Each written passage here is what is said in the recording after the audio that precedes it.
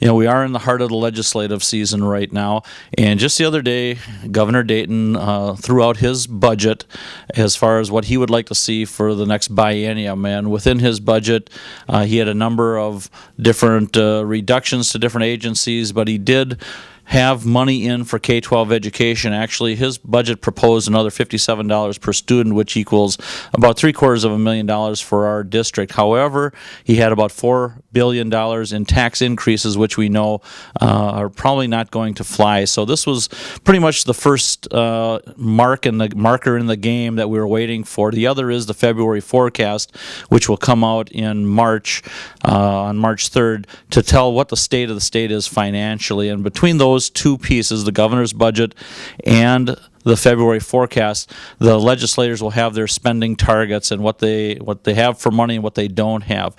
We have prepared our budgets here in the district for a minimum of a 2% cut, and we'll see how that comes. If we get a freeze in dollars coming into the district, personally, I think I would be happy. That would hold us into a situation that we can sustain. On the other half, there is other legislation that's been proposed, a lot of different PELRA changes, a lot of things have been thrown against the wall, and time will tell if they will stick. We're about a third of the way through this session, and there's a lot of give and take and a lot of debating to be done yet. We have two bills in process. As of today, they should be jacketed and have numbers and will be presented. The two bills are similar to what we had last session. The first one is for additional debt service aid. Last year, we were going it alone, and all the criteria came in just for our district to receive funding. This year, we took a different approach.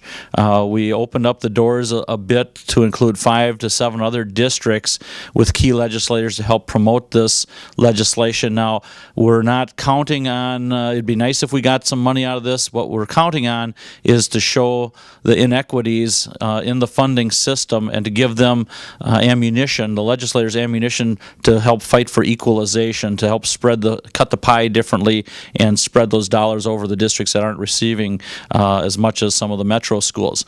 The other piece of legislation is the fund transfer out of our debt service excess fund, and this is the bill that we had in last year that was included in the final omnibus education bill, but however, with the fight between the House Republicans and Democrats, that bill did not go through, and thus we lost the money that we were supposed to get from this fund transfer.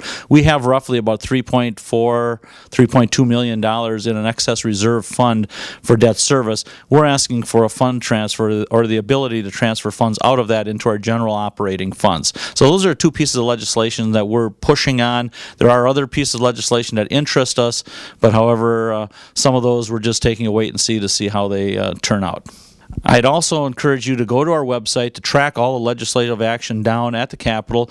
Our legislative action team is taking a trip down to the Capitol to visit our legislators on March 3rd. And if you're interested, please let us know, and we'll see if we can make arrangements to take you with on this trip. It's always interesting.